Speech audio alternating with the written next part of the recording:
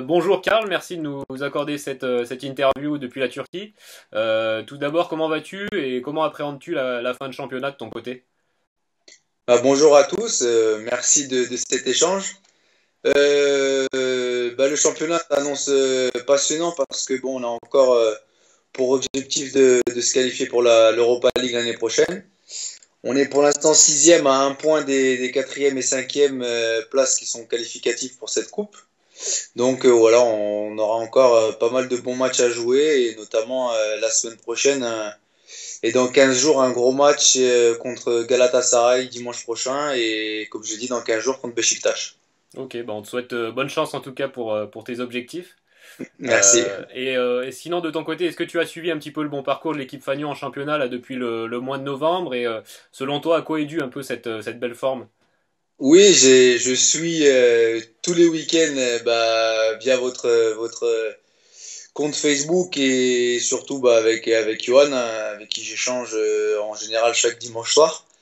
Que ce soit pour les résultats de l'équipe Fagnon, que ce soit les autres catégories du club.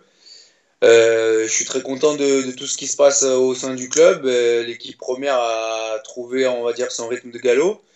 J'ai envie de dire que c'est un peu normal quand on passe pas loin des fois d'une accession sur l'année précédente où c'est toujours difficile un peu de se remettre dedans.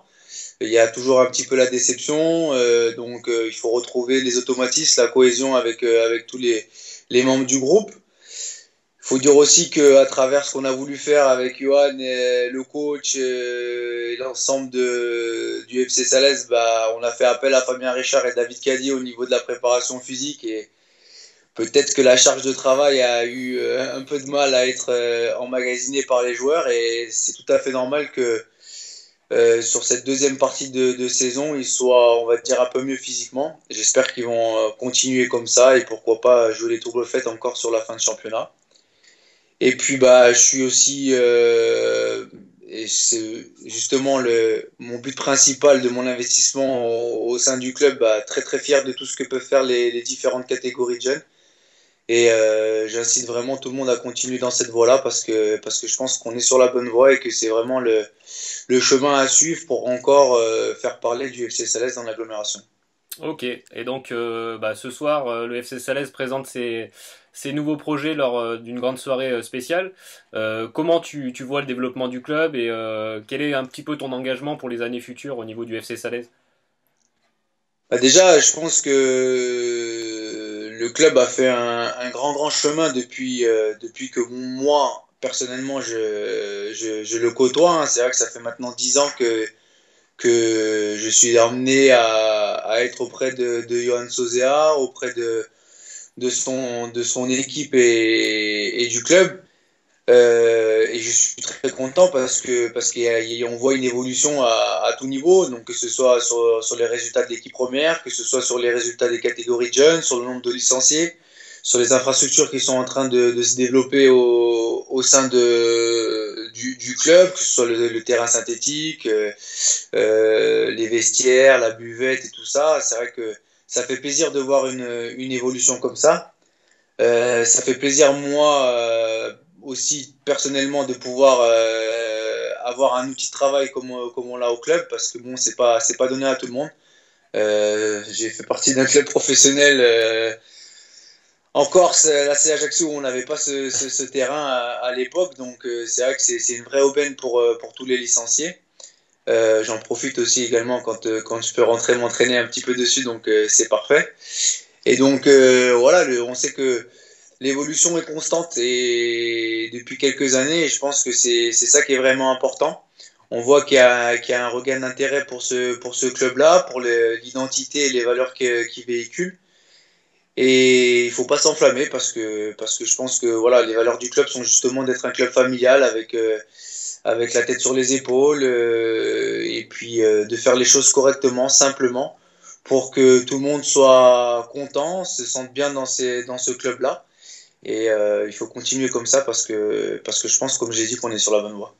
Ok. Et d'un autre côté, un petit peu en sortant du sportif, le FC Salès va mettre en place de nombreuses actions socio-éducatives qui vont tourner un petit peu sur l'insertion professionnelle, l'accompagnement scolaire, notamment avec le collège où travaille ta maman, et puis tout l'aspect un petit peu citoyenneté, environnement. En quoi c'est important ceci à tes yeux? Bah, c'est important parce que pour moi, à la base, que ce soit le football ou n'importe quel autre sport individuel ou collectif, le sport est avant tout une école de la vie. Donc, je pense que c'est important pour les jeunes qui viennent et les moins jeunes aussi, qu'ils aient des bases solides en termes d'éducation, en termes de culture, en termes de développement personnel. Parce qu'il n'y a pas que le sport dans la vie, il y a aussi et avant tout l'être humain et l'homme et les hommes que nous sommes. Donc c'est important que les petits, les jeunes du club puissent avoir une visibilité sur leur parcours professionnel aussi. C'est important aussi, bah, parfois quand on veut recruter des bons joueurs, de pouvoir leur proposer un métier derrière où ils puissent s'épanouir. Et donc, je pense que c'est très très bien de pouvoir suivre ce chemin-là. Euh, Moi, à travers mes petites connaissances et le fait de travailler avec Fabien Richard, qui est quand même renommé dans la préparation physique, c'est vrai qu'on s'est inscrit avec Johan dans une perspective de former les éducateurs du club. Donc, c'est déjà une première insertion dans le monde du Mhm. sport, dans le monde du football et dans le monde de la préparation physique à haut niveau. Ça, pour moi, c'est quelque chose d'important. Après, c'est sûr que j'ai un regard aussi avisé sur l'école de foot qui est mise en place parce que bah, c'est ma maman qui fait la relation entre le club et le collège. Je pense que pour une première année, c'est plutôt pas mal ce qui a été fait. J'espère que ça attirera encore peut-être plus de participants sur les saisons à venir. Mais voilà, c'est comme tu l'as dit, je pense que c'est très bien que beaucoup de choses se mettent en place en dehors du football. On peut prendre aussi en compte le fameux tournoi qui a lieu maintenant depuis 2 3 ans chaque été où voilà, l'écologie, le développement durable est mis en avant. Et moi qui vis aujourd'hui en Turquie, bah, je pense qu'on aurait beaucoup à apprendre ici de tout ce que peuvent apprendre les petits lors de ces 2 jours de tournoi. Donc voilà, franchement, je suis très fier et je suis très content de faire partie de ce projet, de pouvoir un petit peu apporter mes connaissances et voilà ce que je peux savoir du football.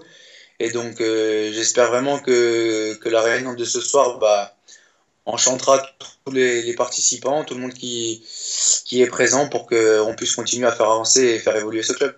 Ok, et juste un petit mot à propos du tournoi dont tu parles, le tournoi Footinino qui se tiendra là, Ouais. le 13 et 14 juin.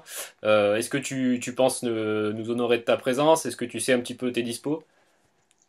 Oui, bon, je sais qu'il est 12, 13, 14, je crois, par là. C'est ça, ouais, ouais. Ouais. Donc, en fait, bah, nous, on a une date internationale avec la sélection d'Algérie à ce moment-là, parce qu'on va commencer les éliminatoires pour la Coupe d'Afrique 2017.